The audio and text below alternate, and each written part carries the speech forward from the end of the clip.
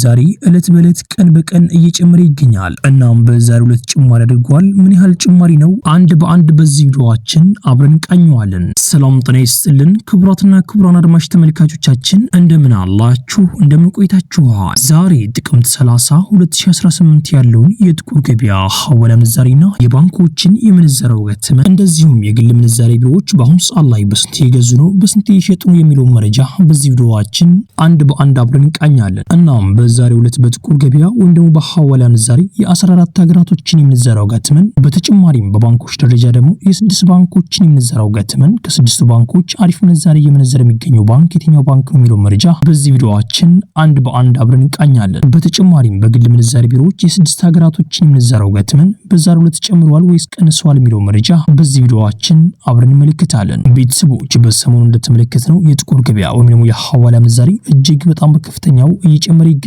እንደዚሁም ባንኮችም እለት በእለት ቀን በቀን እየጨመሩ ይገኛሉ። ባንኮች ግን እጅግ በጣም በዚህ ሳምንት ጭማሪ እያደረጉ ነው። መረጃው እንደሚያሳየው ከሆነ ባንኮች ፉክክር ውስጥ እንደገቡ ያሳያል። ይህም ደግሞ የሚያስመለክተው ባንኮች በሙሉ በሚባል ደረጃ የዶላር እጥረት እንዳጋጠማቸው ያሳያል። እና ማስመንዘር የሚፈልግ ሰው እንዳያመልጣቸው ሁሉም ባንኮች እየጨመሩ ይገኛሉ። እንደዚሁም ደግሞ ባንኮች እለት በእለት ቀን በቀን በሚጨምሩበት ሰዓት ደግሞ የግል ምንዛሬ ቢሮዎችም መጨመራቸው ማይቀር ነው። ምክንያቱም የግል ምንዛሬ ቢሮዎች ከባንኮች መብለጥ ስላለባቸው ማለት ነው። ከባንክ ቤት አንድ አይነት ከሆነ ወደ ግል ምንዛሬ ቢሮዎች የሚሄድ ቻንሳቸው በጣም ዝቅተኛ ነው። እናም ለዛ ሲባል ባንኮች በሚጨምሩበት ሰዓት እነሱም ይጨምራሉ ማለት ነው። እናም ቤተሰቦች በዛሬው ዕለት እንደተመለከትነው ከሆነ ባንኮች እጅግ በጣም ከፍተኛ ጭማሪ አሳይተዋል። እናም በዛሬው ዕለት ምን ያህል ጭማሪ አድርገዋል በዚህ ቪዲዮአችን አብረን እንቃኘዋለን። ቤተሰቦች አብዛኛውን ጊዜ እንደምናደርገው በኮሜንት ላይ የምትጠይቁ ጥያቄዎችን መልሰጣለን። እናም በዛሬው ዕለት ምን ያህል ኮሜንቶች አሉ፣ ምን ያህል ኮሜንቶችን እንመልሳለን አንድ በአንድ በዚህ ቪዲዮአችን አብረን እንመለከተዋለን። ቤተሰቦች የመጀመሪያውን ኮሜንት እንደዚህ ይላል። ዶላር እንደዚህ ጭማሪ ያደረገ የሚገኘው ሁሉም ሀገር ላይ ነው እንደዚህ ጭማሪ የሚያደርገው ወይስ እኛ ሀገር ላይ ብቻ ነው እንደዚህ ጭማሪ ያደረገ የሚገኘው ብሎ ጠይቀዋል። ምን መሰላችሁ እህትና ወንድሞቼ የብር የመግዛት አቅሙ ነው እየተዳከመ ያለው። ይሄ ማለት ደግሞ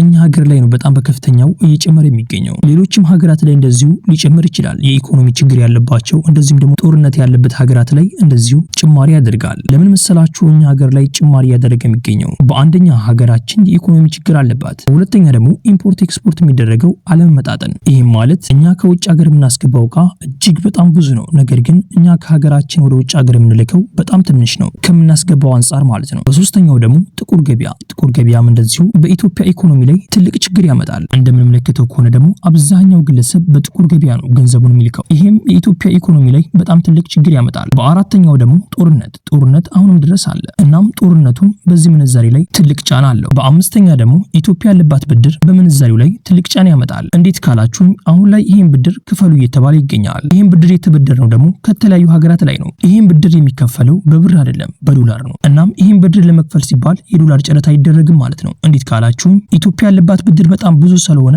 እንደዚሁም በቅርብ ክፈሉ እየተባለ ስለሚገኝ ይሄንን አፋጥነው ለመክፈል ይፈልጋሉ። እናም በዛ ሰዓት የዶላር ጨረታ አይደረግም ማለት ነው። የዶላር ጨረታ ካልተደረገ ደግሞ ባንኮች ላይ የዶላር እጥረት ያጋጥማቸዋል። የዶላር እጥረት ያጋጥማቸው ደግሞ ማለት የብር የመግዛት አቅሙ እጅግ በጣም በከፍተኛው እየተዳከመ ይመጣል ማለት ነው። ህዝቡ እንዳለ ከባንክ ቤትን መግዛት ሲፈልግ የለም ሲባል ዶላር ወደ ጥቁር ገበያ ወይም ደግሞ ወደ ሐዋላ ምንዛሬ ያመራል ማለት ነው፣ ከጥቁር ገበያው ዶላር ለመግዛት። ይሄም ደግሞ በምንዛሬው ላይ እጅግ በጣም በከፍተኛው ጫና ያመጣል። እናም ለዛ ነው በዚህ ሰዓት መንግስት ጥቁር ገበያ ወይም ደግሞ ሐዋላ የመነዘሩ ግለሰቦችን ለመያዝ ትልቅ ጥረት እያደረገ የሚገኘው። ስድስተኛ ደግሞ እንደዚህ ጫና እያመጣ የሚገኘው ብር በብዛት ስለተመረተ ነው። ብር በብዛት ሲመረት ብዙ ግለሰብ ላይ ብር እጁ ላይ በጣም በብዛት ይኖራል ማለት ነው። ነገር ግን በትንሹ ቢመረት ግን ፈላጊ ይበዛል እና ሚዛኒ የብር የመግዛት አቅሙ እጅግ በጣም በከፍተኛው ይስተካከላል ማለት ነው። ነገር ግን በብዛት ሲመረት ግን አብዛኛው ግለሰብ ላይ በብዛት ብር ይኖረዋል ማለት ነው። የዛኔ ደግሞ ምንዛሬው ላይ እጅግ በጣም በከፍተኛው ጫና ያመጣል። እናም ቤተሰቦች እነዚህ ሁሉ በኢትዮጵያ ምንዛሬ ላይ እጅግ በጣም በከፍተኛው ጫና ያመጣሉ ማለት ነው። ቤተሰቦች አሁን ደግሞ ወደ ቀጣኛው ኮሜንት አለፈን። ቀጣኛው ኮሜንት እንደዚህ ይላል። የግል ምንዛሬ ቢሮዎችን አድራሻ ነገረን። እንደዚሁም ደግሞ ሌላ ኮሜንት እንደዚሁ የግል ምንዛሬ ቢሮዎችን ስልክ ቁጥር ስለምፈልገው የቴሌግራም ቻናልህን ሊንክ የት ነው የማገኘው ብሎ ጠይቀዋል። ምን መሰላችሁት ነው ወንድሞቼ መጨረሻ ላይ እነግራችኋለሁ የት እንደምታገኙ። ቤተሰቦች ይሄ ቪዲዮ ሌላ ኢትዮጵያ ጎኖቻችን ይጠቅማል ብላችሁ ካሰባችሁ ይሄን ቪዲዮ ሼር አድርጉላቸው። እንደዚህም ደግሞ ቪዲዮውን ላይክ ማድረግ ሌላ ኢትዮጵያ ጎኖቻችን ጋር ተደራሽ ነው ማድረግ ትችላላችሁ። ቻናላችን ደግሞ ሰብስክራይብ በማድረግ ቀጣይ የምለቃችሁ ቪዲዮዎች በፍጥነት እንድርሳችሁ ማድረግ ትችላላችሁ። ያላችሁ ደግሞ አስተያየት በኮሜንት ላይ ጻፉልኝ። ጥያቄም ካላችሁ በኮሜንት ላይ አሳውቁኝ። የምናውቀው ከሆነ እንመልስላችኋለን። ቤተሰቦች ቪዲዮውን ላይክ እያደረጋችሁ እስከ ቪዲዮ መጨረሻ አብራችሁን ቆዩ። በቅድሚያም የምናገኘው አንድ የአሜሪካን ዶላር በአሁኑ ሰዓት ላይ በጥቁር ገበያ ሐዋላ ምንዛሬም እየተመነዘረበት ያለው ዋጋም 178 ብር ከ96 ሳንቲም የተመነዘረ ሲሆን 100 የአሜሪካን ዶላሮች ደግሞ 17896 ብር በኢትዮጵያ ብር በጥቁር ገበያ ሐዋላ ምንዛሬ በዛሬው ዕለት ሲመነዘር ውሏል። የአሜሪካን ዶላርን በአሁኑ ሰዓት ላይ በከፍተኛ ዋጋ እየገዛ የሚገኘው ባንክ የአባይ ባንክ ነው። የአባይ ባንክ አንድ የአሜሪካን ዶላር እየገዛበት ያለው ዋጋ 150 ብር ከ65 ሳንቲም የተገዛ ሲሆን እየተሸጠበት ያለው ዋጋ ደግሞ 153 ብር ከ66 ሳንቲም እነሱ ይሸጣሉ። የኢትዮጵያ ንግድ ባንክ አንድ የአሜሪካን ዶላር እየገዛበት ያለው ዋጋ 148 ብር ከ76 ሳንቲም የተገዛ ሲሆን እየተሸጠበት ያለው ዋጋ ደግሞ 151 ብር ከ74 ሳንቲም እነሱ ይሸጣሉ። የግል ምንዛሬ ቢሮዎች በአሁኑ ሰዓት ላይ አንድ የአሜሪካን ዶላር እየገዙበት ያለው ዋጋ 173 ብር ከ90 ሳንቲም የተገዛ ሲሆን እየተሸጠበት ያለው ዋጋ ደግሞ 177 ብር ከ38 ሳንቲም እነሱ ይሸጣሉ። በቀጣይ የምናገኘው አንድ ዩሮ በአሁኑ ሰዓት ላይ በጥቁር ገበያ ሐዋላ ምንዛሬ እየተመነዘረበት ያለው ዋጋ 270 ብር ከ01 ሳንቲም እየተመነዘረ ሲሆን 100 ዩሮዎች ደግሞ 20701 ብር በኢትዮጵያ ብር በጥቁር ገበያ ሐዋላ ምንዛሬ በዛሬው ዕለት ሲመነዘር ይውላል። ዩሮን በአሁኑ ሰዓት ላይ በከፍተኛ ዋጋ እየገዛ የሚገኘው ባንክ የአቢሲኒያ ባንክ ነው። የአቢሲኒያ ባንክ አንድ ዩሮ እየገዛበት ያለው ዋጋ 173 ብር ከ92 ሳንቲም የተገዛ ሲሆን እየተሸጠበት ያለው ዋጋ ደግሞ 177 ብር ከ40 ሳንቲም እነሱ ይሸጣሉ። የኢትዮጵያ ንግድ ባንክ አንድ ዩሮ እየገዛበት ያለው ዋጋ 172 ብር ከ05 ሳንቲም የተገዛ ሲሆን እየተሸጠበት ያለው ዋጋ ደግሞ 175 ብር ከ49 ሳንቲም እነሱ ይሸጣሉ።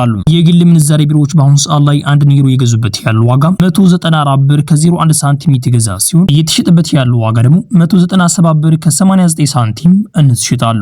በቀጣይ የምናገኘው አንድ የስዊስ ፍራንክ በአሁኑ ሰዓት ላይ በጥቁር ገበያ ሐዋላ ምንዛሬ እየተመነዘረበት ያለው ዋጋ 222 ብር ከ27 ሳንቲም የተመነዘረ ሲሆን 100 የስዊስ ፍራንኮች ደግሞ 22227 ብር በኢትዮጵያ ብር በጥቁር ገበያ ሐዋላ ምንዛሬ በዛሬው ዕለት ሲመነዘር ይውላል። የስዊስ ፍራንክን በአሁኑ ሰዓት ላይ በከፍተኛ ዋጋ እየገዛ የሚገኘው ባንክ የኦሮሚያ ባንክ ነው። የኦሮሚያ ባንክ አንድ የስዊስ ፍራንክ እየገዛበት ያለው ዋጋ 186 ብር ከ37 ሳንቲም የተገዛ ሲሆን እየተሸጠበት ያለው ዋጋ ደግሞ 190 ብር ከ10 ሳንቲም እነሱ ይሸጣሉ። በቀጣይ የምናገኘው አንድ የካናዳ ዶላር በአሁኑ ሰዓት ላይ በጥቁር ገበያ ሐዋላ ምንዛሬ እየተመነዘረበት ያለው ዋጋ 127 ብር ከ39 ሳንቲም የተመነዘረ ሲሆን 100 የካናዳ ዶላሮች ደግሞ 12739 ብር በኢትዮጵያ ብር በጥቁር ገበያ ሐዋላ ምንዛሬ በዛሬው ዕለት ሲመነዘር ይውላል። የካናዳ ዶላርን በአሁኑ ሰዓት ላይ በከፍተኛ ዋጋ እየገዛ የሚገኘው ባንክ የአዋሽ ባንክ ነው። የአዋሽ ባንክ አንድ የካናዳ ዶላር በአሁኑ ሰዓት ላይ እየገዛበት ያለው ዋጋ 170 ብር ከ40 ሳንቲም የተገዛ ሲሆን እየተሸጠበት ያለው ዋጋ ደግሞ 109 ብር ከ54 ሳንቲም እነሱ ይሸጣሉ። በቀጣይ የምናገኘው አንድ የአውስትራሊያን ዶላር በአሁኑ ሰዓት ላይ በጥቁር ገበያ ሐዋላ ምንዛሬ እየተመነዘረበት ያለው ዋጋ 116 ብር ከ19 ሳንቲም የተመነዘረ ሲሆን 100 የአውስትራሊያን ዶላሮች ደግሞ 11619 ብር በኢትዮጵያ ብር በጥቁር ገበያ ሐዋላ ምንዛሬ በዛሬው ዕለት ሲመነዘር ይውላል። የአውስትራሊያን ዶላርን በአሁኑ ሰዓት ላይ በከፍተኛ ዋጋ እየገዛ የሚገኘው ባንክ የአባይ ባንክ ነው። የአባይ ባንክ አንድ የአውስትራሊያን ዶላር እየገዛበት ያለው ዋጋ 97 ብር ከ74 ሳንቲም የተገዛ ሲሆን እየተሸጠበት ያለው ዋጋ ደግሞ 99 ብር ከ69 ሳንቲም እነሱ ይሸጣሉ። በቀጣይ የምናገኘው አንድ ፓውንድ ስተርሊንግ በአሁኑ ሰዓት ላይ በጥቁር ገበያ ሐዋላ ምንዛሬ እየተመነዘረበት ያለው ዋጋ 235 ብር ከ63 ሳንቲም እየተመነዘረ ሲሆን 100 ፓውንድ ስተርሊንጎች ደግሞ 23563 ብር በኢትዮጵያ ብር በጥቁር ገበያ ሐዋላ ምንዛሬ በዛሬው ዕለት ሲመነዘር ይውላል። የፓውንድ ስተርሊንግ በአሁኑ ሰዓት ላይ በከፍተኛ ዋጋ እየገዛ የሚገኘው ባንክ የአቢሲኒያ ባንክ ነው። የአቢሲኒያ ባንክ አንድ ፓውንድ ስተርሊንግ በአሁኑ ሰዓት ላይ እየገዛበት ያለው ዋጋ 199 ብር ከ22 ሳንቲም የተገዛ ሲሆን እየተሸጠበት ያለው ዋጋ ደግሞ 203 ብር ከ20 ሳንቲም እነሱ ይሸጣሉ። የኢትዮጵያ ንግድ ባንክ አንድ ፓውንድ ስተርሊንግ በአሁኑ ሰዓት ላይ እየገዛበት ያለው ዋጋ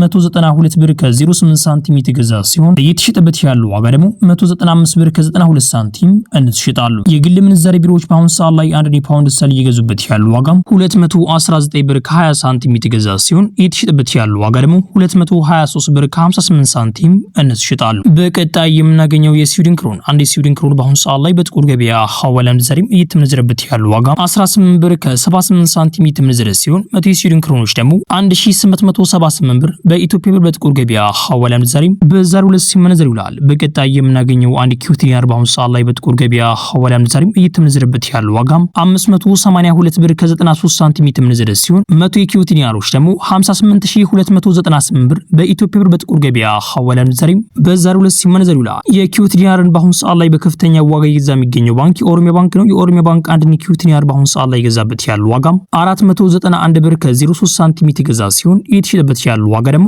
500 ብር ከ85 ሳንቲም እነሱ ይሸጣሉ። በቀጣይ የምናገኘው አንድ ዱባይ ድርሃም በአሁኑ ሰዓት ላይ በጥቁር ገበያ ሐዋላ ምንዛሬ እየተመነዘረበት ያለው ዋጋም 48 ብር ከ71 ሳንቲም የተመነዘረ ሲሆን 100 ዱባይ ድርሃሞች ደግሞ 4871 ብር በኢትዮጵያ ብር በጥቁር ገበያ ሐዋላ ምንዛሬ በዛሬው ዕለት ሲመነዘር ይውላል። የዱባይ ድርሃምን በአሁኑ ሰዓት ላይ በከፍተኛ ዋጋ እየገዛ የሚገኘው ባንክ የአዋሽ ባንክ ነው። የአዋሽ ባንክ አንድ ዱባይ ድርሃም እየገዛበት ያለው ዋጋ 43 ብር ከ40 ሳንቲም የተገዛ ሲሆን እየተሸጠበት ያለው ዋጋ ደግሞ 44 ብር ከ27 ሳንቲም እንስ ይሸጣሉ። የኢትዮጵያ ንግድ ባንክ አንድ የዱባይ ድርሃም እየገዛበት ያለው ዋጋም 40 ብር ከ50 ሳንቲም የተገዛ ሲሆን እየተሸጠበት ያለው ዋጋ ደግሞ 41 ብር ከ31 ሳንቲም እንስ ይሸጣሉ። የግል ምንዛሬ ቢሮዎች በአሁኑ ሰዓት ላይ አንድ የዱባይ ድርሃም እየገዙበት ያለው ዋጋም 46 ብር ከ20 ሳንቲም የተገዛ ሲሆን እየተሸጠበት ያለው ዋጋ ደግሞ 47 ብር ከ12 ሳንቲም እንስ ይሸጣሉ። በቀጣይ የምናገኘው አንድ የሳዑዲ ሪያል በአሁኑ ሰዓት ላይ በጥቁር ገበያ ሐዋላ ምንዛሬም እየተመነዘረበት ያለው ዋጋም 47 ብር ከ70 ሳንቲም እየተመነዘረ ሲሆን 100 የሳዑዲ ሪያሎች ደግሞ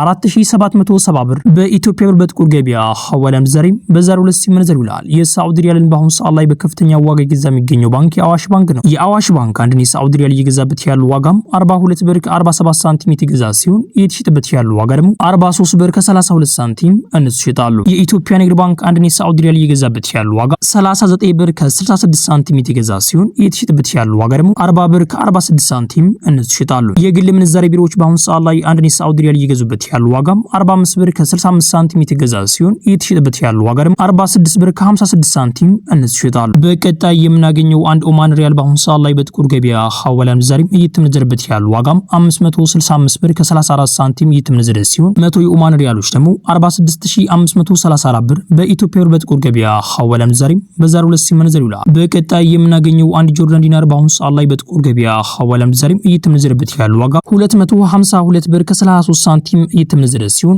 100 ጆርዳን ዲናሮች ደግሞ 25232 ብር በኢትዮጵያ ብር በጥቁር ገበያ ሐዋላ ምንዛሬም በዛሬው ዕለት ሲመነዘር ይውላል። በቀጣይ የምናገኘው አንድ ባህሪን ዲናር በአሁኑ ሰዓት ላይ በጥቁር ገበያ ሐዋላ ምንዛሬም እየተመነዘረበት ያለው ዋጋም 474 ብር ከ55 ሳንቲም እየተመነዘረ ሲሆን 100 ባህሪን ዲናሮች ደግሞ 47455 ብር በኢትዮጵያ ብር በጥቁር ገበያ ሐዋላ ምንዛሬም በዛሬው ዕለት ሲመነዘር ይውላል። በቀጣይ የምናገኘው አንድ እስራኤል ሽቅል በአሁኑ ሰዓት ላይ በጥቁር ገበያ ሐዋላ ምንዛሬም እየተመነዘረበት ያለው ዋጋም 54 ብር ከ91 ሳንቲም እየተመነዘረ ሲሆን 100 የእስራኤል ሽቅሎች ደግሞ 5491 ብር በኢትዮጵያ ብር በጥቁር ገበያ ሐዋላ ምንዛሬም በዛሬው ዕለት ሲመነዘር ይውላል።